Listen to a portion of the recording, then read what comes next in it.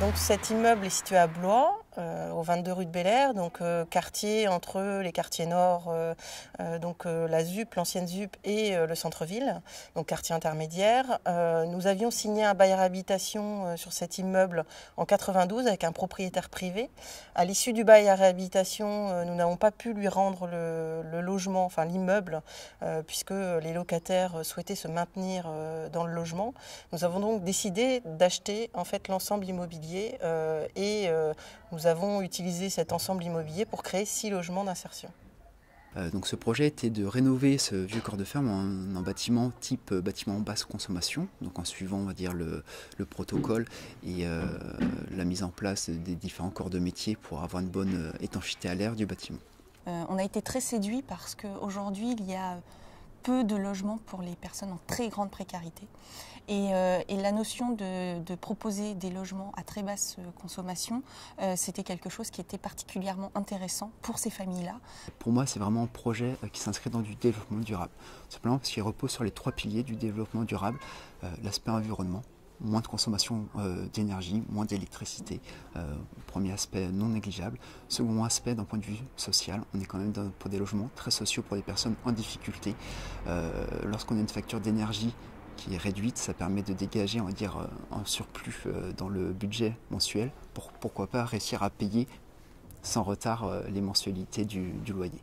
Troisième pilier sur l'aspect économique, donc ce chantier a pu former des entreprises afin qu'elles acquièrent un savoir-faire et qu'elles puissent le dupliquer sur d'autres chantiers dans le département ou sur le territoire. Des opérations de ce type, tout le monde est gagnant, autant les occupants du logement que les entreprises, notamment aussi le pacte 41. La problématique qu'on a aujourd'hui, c'est la précarité énergétique. Et donc ça, c'est quelque chose qui aujourd'hui touche de plus en plus de familles qui sont de plus en plus précaires. Et à côté de ça, on a les charges qui augmentent de plus en plus, notamment l'eau, l'électricité et le gaz. Donc ça, c'est quelque chose aujourd'hui qui est très difficile. Et on essaye d'aider les familles aujourd'hui à intervenir sur leur propre consommation.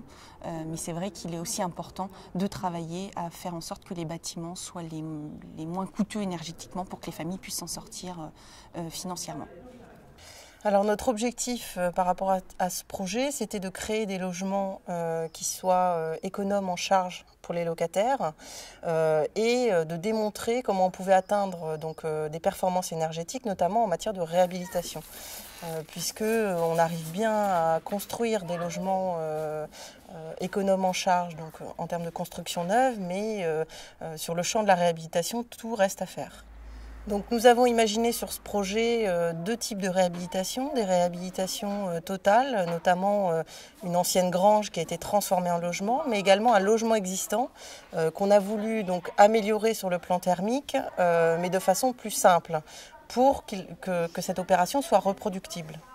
Donc on a créé 6 logements.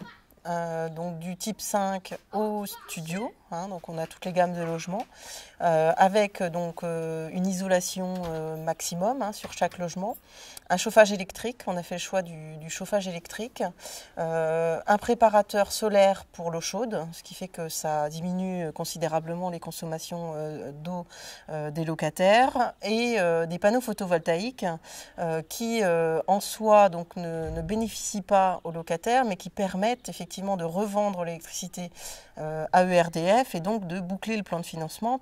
Le public visé sur cette opération, c'est un public donc à faibles ressources, ressources PLAI, en sachant que nous privilégions, alors ça c'est dans toutes les mises en location de nos logements, nous privilégions les familles qui ne peuvent pas accéder au parc public classique, soit parce qu'il y a effectivement un parcours locatif qui fait qu'ils n'ont plus accès au parc public classique, ou pour des raisons de mode de vie un peu différentes de mode de vie de locataires classiques. Je suis très contente parce que c'est comme une maison, voilà, c'est comme un rêve. Parce qu'ici, quand il n'y a pas les moyens, vous ne pouvez pas acheter une maison, un pavillon. Mais ici, c'est vraiment surprise, surtout pour mes enfants. Voilà. Ici, il y a tout. Il y a les chambres de mes enfants, il y a la cour, ça veut dire comme une maison, voilà. C'est pour ça, même l'hiver, ça veut dire on fait pas j'allume pas les chauffages tout. Ça veut dire c'est seulement du salle à manger. Et ça veut dire il fait chaud. il y a tout, voilà, toutes les choses, c'est bien pour eux, voilà. Et même pour nous. Et dans l'été, on fait des barbecues, on fait la table, ensemble avec la famille. Ça veut dire, c'est bien, voilà, tout. Quand on fait du diffus, c'est aussi permettre une vraie mixité et que que les gens puissent vivre tous ensemble de manière conviviale et sans se gêner les uns les autres. Et ça, c'est à mon sens une belle réussite aussi dans le projet.